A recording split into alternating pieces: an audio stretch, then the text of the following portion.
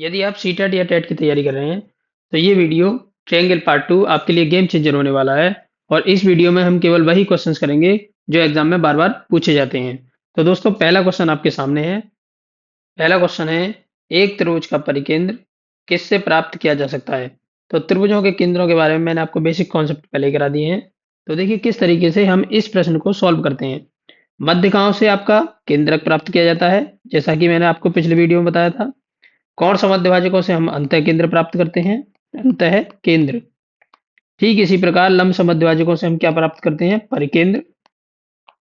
और शीर्ष लंबों से हम प्राप्त करते हैं लंब केंद्र, लंब केंद्र। तब आप देख सकते हैं क्वेश्चन आपका हो चुका है। तो क्वेश्चन का आंसर क्या है आपका, लंब समद्विभाजक। लंब समद्विभाजकों से आप त्रिभुज का परिकेंद्र प्राप्त कर सकते हैं। देखिए मैं आपको थोड़ा सा डिटेल से बता देता हूँ इस क्वेश्चन को, क्योंकि ये पहला क्वेश्चन है हमारा। सपोज कीजिए यहाँ मेरे पास एक त्रिभुज है ए बी सी, ए बी और सी। अब इन तीनों शीर्षों से आप लंब समद्विभाजक ड्रॉ कर दीजिए। ये आपका लंब समद्विभाजक हो गया। एक लंब समद्विभाजक आपका ये हो गया और एक लंब समद्विभाजक आपका ये हो गया। तब आप देख सकते हैं ये जो तीनों लंब समद्विभाजक हैं, इनका जो प्रतिच्छेद बिंदु है ये वाला, इस प्रतिच्छेद बिंदु को ही आप क्या बोलते हैं, परिकेंद्र, परिकेंद्र। एक समबाहु त्रिभुज में परिकेंद्र, लंब केंद्र और अंतः केंद्र होते हैं, संरेख होते हैं, संपाती होते हैं, एकव्रती होते हैं, या नन ऑफ दिस, या इनमें से कोई भी नहीं होता है। परिकेंद्र लंब समद्विभाजक के कारण बनता है, लंब समद्विभाजक। लंब केंद्र शीर्ष लंब के कारण बनता है, शीर्ष लंब। अंतः केंद्र कोण अर्धक के कारण बनता है, कोण अर्धक। मान लीजिए ये जो त्रिभुज है ये एक समबाहु त्रिभुज है। समबाहु त्रिभुज में शीर्ष से समबाहु भुजा पर खींची गई रेखा, ये रेखा ही आपकी क्या कहलाती है, ये ही शीर्ष लंब है, ये ही लंब समद्विभाजक है और ये ही कोणार्धक है। इसी तरीके से शीर्ष बी से जो रेखा खींची जाएगी वो तीनों का काम करेगी, और सेम शीर्ष सी से जो रेखा खींची जाएगी ये भी इन तीनों का काम करेगी। लेकिन इनका ये जो प्रतिच्छेद बिंदु है, ये प्रतिच्छेद बिंदु ही आपका कहलाता है लंब केंद्र, यही कहलाता है आपका परिकेंद्र, यही कहलाता है आपका अंतः केंद्र, और यही कहलाता है आपका केंद्रक। तो मैंने आपको पहले ही बता दिया था कि ये बिंदु आपका क्या होता है, ऑल इन ऑन होता है। लेकिन यहाँ पर आपको क्या निकालना है कि ये जो आपके केंद्र हैं, लंब केंद्र, परिकेंद्र, अंतः केंद्र और केंद्रक, ये संपाती हैं या संरेख हैं या एकव्रती हैं। लंब समद्विभाजक, शीर्ष लंब, कोणार्धक के बारे में हमें नहीं निकालना है, हमें निकालना है केंद्रों के बारे में। मान लीजिए ये मेरे पास एक रेखा है कुछ इस तरीके से, और इस रेखा पर बहुत सारे बिंदु हैं। एक बिंदु ये है, एक ये है, एक ये है और एक ये है। चूंकि ये सारे के सारे बिंदु एक ही रेखा में हैं, इसीलिए इन बिंदुओं को बोलेंगे हम संरेख। तो संरेख के बारे में हम कह सकते हैं कि यदि दो या दो से अधिक बिंदु एक ही रेखा में होते हैं तब वो बिंदु आपके संरेख कहलाते हैं। अब यहाँ पर आप एक पॉइंट और समझ लीजिए। मान लीजिए ये मेरे पास एक बिंदु है और इसी बिंदु के ऊपर एक बिंदु और है, फिर इसी बिंदु के ऊपर एक बिंदु और है। तो यहाँ मैं कह सकता हूँ दो या दो से अधिक बिंदु जब एक ही पॉइंट पर आ जाते हैं तब उन बिंदुओं को क्या बोलते हैं, आप संपाती बोलते हैं। तो इस प्रकार आप देख सकते हैं कि ये जो आपका पॉइंट है, ये पॉइंट आपका क्या कहलाएगा, संपाती कहलाएगा, ना कि संरेख। तो ये आपका क्या हो गया, राइट आंसर। ठीक है। किस त्रिभुज में लंब केंद्र त्रिभुज के बाहर होगा। यहाँ ये जो त्रिभुज है आपका, ये अधिक कोण त्रिभुज है। तो अधिक कोण त्रिभुज के अंतर्गत जो लंब केंद्र होता है आपका वो कहाँ होता है, बाहर होता है। ठीक है। तो यहाँ आप बता सकते हैं डायरेक्टली अधिक कोण त्रिभुज के अंतर्गत लंब केंद्र बाहर होता है। नेक्स्ट क्वेश्चन, एक समकोण त्रिभुज में परिकेंद्र स्थित होता है त्रिभुज के भीतर, समकोण बनाने वाले शीर्ष पर, कर्ण का मध्य बिंदु या त्रिभुज के बाहर। सबसे पहले आप क्या करेंगे, इस त्रिभुज एबीसी के लंब समद्विभाजक ड्रॉ कर देंगे, क्योंकि परिकेंद्र जो होता है वो आपका किससे बनता है, लंब समद्विभाजक से। एक लंब समद्विभाजक मैंने ये ड्रॉ कर दिया, एक लंब समद्विभाजक मैंने ये ड्रॉ कर दिया, और एक लंब समद्विभाजक मैंने ये ड्रॉ कर दिया। तो आप देख सकते हैं कि ये जो प्रतिच्छेद बिंदु है, लंब समद्विभाजकों के प्रतिच्छेद बिंदु के लिए क्या बोलते हैं हम, परिकेंद्र। ठीक है। और ये जो परिकेंद्र होता है, ये परिकेंद्र आपका कर्ण का मध्य बिंदु कहलाता है। ठीक है, यही क्या है आपका राइट आंसर। नेक्स्ट क्वेश्चन, त्रिभुज के अंदर एक बिंदु से प्रत्येक भुजा की दूरी समान है, तो वह बिंदु है लंब केंद्र, परिकेंद्र, केंद्रक या अंतःकेंद्र। मान लीजिए ये मेरे पास त्रिभुज है एक ए बी सी, और इस त्रिभुज के मैंने कोण अर्धक ड्रॉ कर दिए। एक कोण अर्धक मैंने ये ड्रॉ कर दिया, एक कोण अर्धक मैंने ये ड्रॉ कर दिया, और एक कोण अर्धक मैंने ये ड्रॉ कर दिया। ये क्या है इसके, ये कोण अर्धक हैं। ठीक है, क्या खींच दिया मैंने, कोण अर्धक ड्रॉ कर दिए। अब आप देखेंगे कि ये जो बिंदु है, ये वाला बिंदु, इस बिंदु को हम क्या बोलते हैं, अंतः केंद्र। कोण अर्धकों का प्रतिच्छेद बिंदु ही क्या कहलाता है, आपका अंतः केंद्र। और ये जो अंतः केंद्र है, इसकी प्रत्येक भुजा से क्या होती है, दूरी समान होती है। तो ये दूरी क्या होती है, समान, क्योंकि ये एक अंतःवृत्त की त्रिज्या होती है। ठीक है, इस तरीके से ये वाला क्या हो गया आपका right answer, option D. Next question, question number 6, एक त्रिभुज की सभी मध्यिकाएं बराबर हों तो वह त्रिभुज होगा। वह त्रिभुज कौन सा होता है जिसमें सभी मध्यिकाएं बराबर होती हैं, समबाहु त्रिभुज। नेक्स्ट क्वेश्चन, यदि त्रिभुज के तीनों कोणों का अनुपात 3:5:7 हो तो वह त्रिभुज होगा। समकोण, अधिक कोण, विषमबाहु या न्यून कोण। सबसे पहले आप इस त्रिभुज के तीनों कोणों को जोड़ देंगे। 3 और 5 8, 8 और 7 15, तो 15 यूनिट जो होंगे वो 180 अंश के बराबर हो जाएंगे, क्योंकि किसी त्रिभुज के तीनों कोणों का योग 180 अंश होता है। एक यूनिट जो होगी वो कितने के बराबर हो जाएगा, 180/15, अर्थात 15 एकम 15 और 15 दूनी 30, 12 अंश के। तो 3 यूनिट बराबर कितना हो गया, 12 × 36 अंश। 5 यूनिट बराबर कितना हो गया, 12 × 5 = 60 अंश। और 7 यूनिट बराबर कितना हो गया, 12 × 7 = 84, 84 अंश। तो आप देख सकते हैं कि ये जो त्रिभुज है आपका किस तरह का त्रिभुज है, न्यून कोण त्रिभुज, क्योंकि न्यून कोण त्रिभुज में प्रत्येक कोण जो होता है वो न्यून कोण होता है। नेक्स्ट क्वेश्चन, क्वेश्चन नंबर 8 के अंतर्गत त्रिभुज एबीसी के तीनों कोणों का अनुपात दिया है और त्रिभुज की सबसे बड़ी व सबसे छोटी भुजा आपसे पूछी गई है। सबसे पहले यहाँ पर हम एक त्रिभुज बनाएंगे और इस त्रिभुज को नाम दे देंगे ए बी सी, ए बी और सी। तो कोण ए का मान जो है वो 2 यूनिट है, कोण बी का जो मान है वो 4 यूनिट है, और कोण सी का जो मान है वो 3 यूनिट है। कोण ए 2 यूनिट, कोण बी 4 यूनिट और कोण सी 3 यूनिट। सबसे बड़े कोण के सामने की भुजा आपकी सबसे बड़ी भुजा होती है। तो ये जो कोण है आपका सबसे बड़ा कोण है, और इसके सामने की भुजा ये है, तो ये भुजा आपकी क्या होगी, ये सबसे बड़ी भुजा हो जाएगी। तो यहाँ लिख देता हूं मैं, सबसे बड़ी भुजा, सबसे बड़ी भुजा। ये आपका सबसे छोटा कोण है, और सबसे छोटे कोण की सामने की भुजा कौन सी है, ये वाली है। तो ये वाली जो भुजा होगी आपकी, ये सबसे छोटी भुजा होगी। तो यहाँ लिख देता हूं मैं सबसे छोटी भुजा, सबसे छोटी भुजा।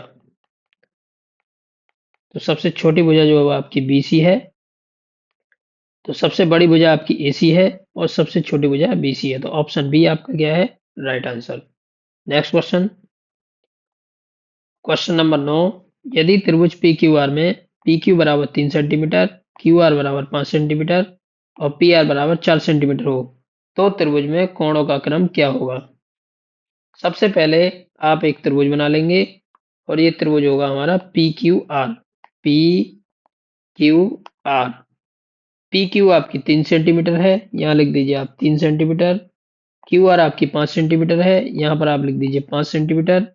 और PR आपकी 4 सेंटीमीटर है, तो यहाँ लिख दीजिए आप 4 सेंटीमीटर। सबसे बड़ी भुजा के सामने का कोण सबसे बड़ा कोण होता है, तो ये वाला कोण जो होगा आपका सबसे बड़ा कोण हो गया, सबसे बड़ा कोण। और ये वाला जो कोण होगा आपका, ये सबसे छोटा कोण हो गया, सबसे छोटा कोण। तो आप देख सकते हैं, तो सबसे बड़ा कोण कौन सा है, P है, फिर उससे छोटा कोण Q है, फिर उससे छोटा कोण R है।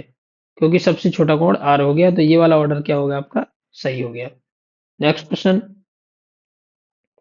क्वेश्चन नंबर 10, भुजाएं 4 सेंटीमीटर, 5 सेंटीमीटर तथा 9 सेंटीमीटर वाला त्रिभुज होगा समकोणीय, न्यूनकोणीय, अधिकोणीय, यह त्रिभुज संभव नहीं है। देखिए प्रॉपर्टी मैंने आपको क्या बताई थी कि कोई भी त्रिभुज तभी संभव होगा जब किसी त्रिभुज में किन्हीं दो भुजाओं का योग तीसरी भुजा से बड़ा हो।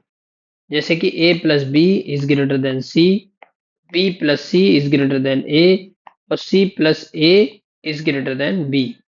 अगर ये प्रॉपर्टी पॉसिबल होती है तभी आपका त्रिभुज संभव होगा। इन दोनों भुजाओं का योग जो है वो आपका 9 है, जो कि तीसरी भुजा के बराबर है। और अगर ये बराबर होता है तो त्रिभुज आपका संभव नहीं होगा। Next question, question number 11। यदि ए बी बराबर 5 सेंटीमीटर, बी सी बराबर 6 सेंटीमीटर तथा सी ए बराबर 7 सेंटीमीटर तो त्रिभुज एबीसी होगा समद्विबाहु त्रिभुज, अधिकोणीय त्रिभुज, न्यूनकोणीय त्रिभुज या समकोणीय त्रिभुज। इस त्रिभुज में देखिए मैंने आपको प्रॉपर्टी किस तरीके से बताई थी। कोई भी त्रिभुज अधिकोणीय त्रिभुज जो होगा वो तब होगा जब A square plus B square is less than C square हो। न्यूनकोण त्रिभुज कब होता है? जब A square plus B square is greater than C square हो। और ये समकोणीय त्रिभुज होता है यदि A square plus B square is equal to हो सी स्क्वायर। ठीक है। अब यहाँ पे देखिए 5 का स्क्वायर जो होगा वो आपका 25 होगा, 6 का स्क्वायर जो होगा वो आपका 36 होगा और 7 का स्क्वायर जो होगा आपका 49 होगा। तब आप देख सकते हैं कि A square plus B square is greater than है सी स्क्वायर से, अर्थात इन दो भुजाओं के वर्गों का योग इस भुजा से ज्यादा है। जब ये ज्यादा है तो ये वाली प्रॉपर्टी आपकी सेटिस्फाई हो रही है, तो ये त्रिभुज कौन सा हो गया? आपका न्यूनकोण त्रिभुज हो गया। नेक्स्ट क्वेश्चन, यदि एक त्रिभुज की भुजाएं 7 सेंटीमीटर, 9 सेंटीमीटर तथा 13 सेंटीमीटर है तो त्रिभुज होगा न्यूनकोणीय, समकोणीय, अधिकोणीय, यह त्रिभुज संभव नहीं है। तो यहाँ जो त्रिभुज दिया हुआ है उसकी भुजाएं जो है वो एक तो 7 सेंटीमीटर है, एक 9 सेंटीमीटर है और एक 13 सेंटीमीटर है। 7 सेंटीमीटर वाली जो दी हुई है वो आपकी 49 है, 9 सेंटीमीटर वाली जो दी हुई है वो आपकी 81 है और जो 13 सेंटीमीटर वाली जो दी हुई है वो आपकी 169 है। इन दोनों भुजाओं को आप ऐड कर लीजिए। 9 और 1 10, 10 का 0, हासिल लगा 1, 8 और 4 12, 12 और 1 13, ये हो गया आपका 130 और ये है आपका 169। तब आप देख सकते हैं कि A square plus B square is less than है सी स्क्वायर की। तो ये जो त्रिभुज होगा वो आपका कौन सा त्रिभुज होगा? अधिकोणीय त्रिभुज। Next question, question number 13। एक त्रिभुज एबीसी में A B square is greater than A C square plus B C square तो एंगल ए बी सी जो होगा वो आपका न्यून कोण होगा या अधिक कोण होगा या समकोण होगा या कोई भी निश्चित नहीं है। इस त्रिभुज में आप क्या करेंगे? सबसे पहले इस प्रॉपर्टी के लिए कुछ इस तरीके से लिख देंगे, A C square plus B C square is less than A B square. जब आप इस प्रॉपर्टी को कुछ इस तरीके से लिख देंगे तब ये क्लियर हो जाता है कि ये जो है आपका क्या है? अधिक कोण त्रिभुज। अधिक कोण त्रिभुज, यहाँ पर मैं अधिक कोण त्रिभुज बना लेता हूँ। ये बन गया आपका अधिक कोण त्रिभुज। और अधिक कोण त्रिभुज के अंतर्गत केवल और केवल एक कोण क्या होता है? आपका अधिक कोण होता है। तो यहाँ पे लिख देंगे ए बी और सी। तो ये वाला जो कोण है आपका यही क्या है? अधिक कोण। अधिक कोण। और बाकी के जो कोण है आपके वो क्या है? न्यून कोण है। तो एंगल बी जो है आपका वो कैसा कोण है? एंगल बी जो है वो आपका न्यून कोण है। ठीक है, यही क्या है आपका right answer. Next question, question number 14 को आप स्वयं कीजिए, सेल्फ डू इट। अगर आपको कोई भी समस्या आती है तो आप कमेंट में हमसे पूछ सकते हैं। Question number 15।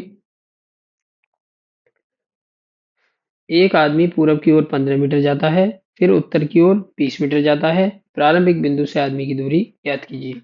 सबसे पहले आप क्या करेंगे? डायरेक्शन बना लेंगे। ये मैंने डायरेक्शन बना ली।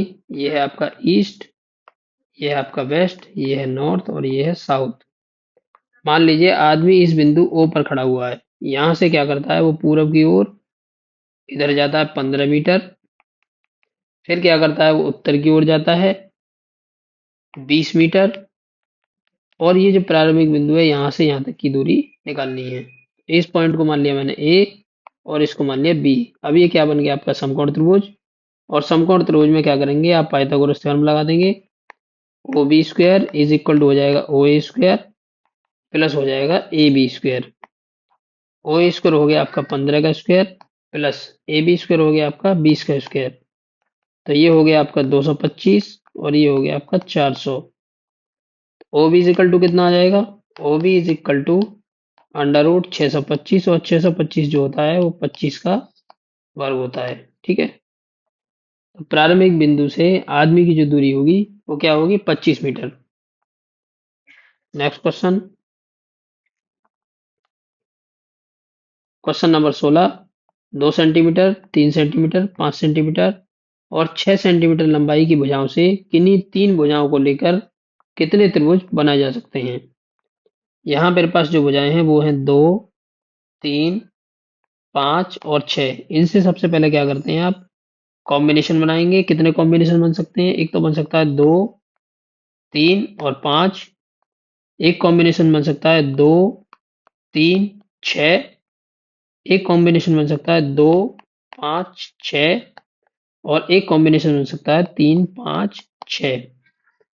अब देखिए ये जो कंडीशन है आपकी 2 और 3, दो भुजाओं का योग तीसरी भुजा के बराबर है, तो यहाँ पर त्रिभुज संभव नहीं होगा।